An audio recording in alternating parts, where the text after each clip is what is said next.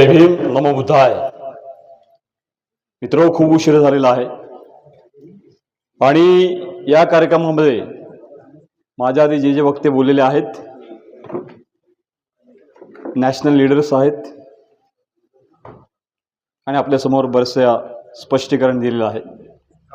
मी माझं भाषण सुरू करण्याआधी आमचे सर्व आदर्श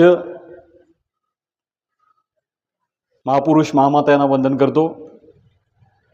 या विचारपीठावर बसलेल्या सन्माननीय नेतृत्वांना वंदन करतो, आपल्या सर्वांना अभिवादन करतो आणि आपल्या समोर कमीत कमी वेळामध्ये कसं बोलता येईल याचा प्रयत्न करेन. मित्र, एक गोष्ट आधीच सांगतो की आपण किती वेळ देतो, किती वेळ याच्यासाठी घालवतो, याच्यापेक्षा काय तिथून घेतोय आणि इथून जाताना आमच्या डोक्यामध्ये काय आम्ही विचार घेऊन जाणार आहोत, हे महत्वाचं आहे. आता माझे तरुण मित्र उपसरपंच इथे बोलून गेले, तर मी एक साधा प्रश्न विचारतो सगळ्यांना, केवळ उपसरपंचांना नाही. उपसरपंच कोणत्या पक्षाचे प्रतिनिधी म्हणून ग्रामपंचायतीत गेलेले आहेत, सांगू शकाल तुम्ही?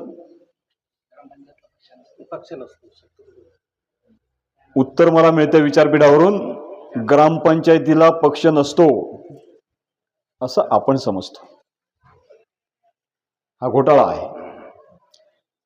ग्रामपंचायतीचे इतर सगळे सभासद कोणी ना कोणी तर सांगतो तुम्हाला, मी काँग्रेसचा आहे, मी बीजेपीचा आहे, मी सेनेचा आहे, मी मनसेचा आहे आणि आमचाच फक्त प्रतिनिधी असतो म्हणजे मी अपक्ष आहे.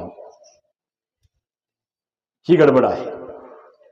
स्वतःची ओळख आम्ही आमच्या गावामध्ये जर देऊ शकत नसू इतरांसारखी, तर ती आमची चूक आहे. बाकी सर्व पक्षांच्या प्रतिनिधींचं आज आत्ता मी बोलताना विचार करा की तुम्हीच सांगाल, आताही तुमच्या मनामध्ये उत्तर आलेले आहेत, अमका काँग्रेसचा आहे, तमका राष्ट्रवादीचा आहे, तो बीजेपीचा आहे, पलीकडचा शिवसेनेचा आहे आणि आमचा अपक्ष आहे. बरोबर आहे? चुकलो तर इथंच मोकळ करा मला. बरोबर मित्रो, ह्या चुका जोपर्यंत आम्ही करत आहोत, आमची आयडेंटिटी, आमची अस्मिता जोपर्यंत लपवत आहोत, तोपर्यंत या देशामध्ये कुठल्याही प्रकारची क्रांती होणार नाही. या देशाची क्रांती इथल्या ब्राह्मणाला, क्षत्रिया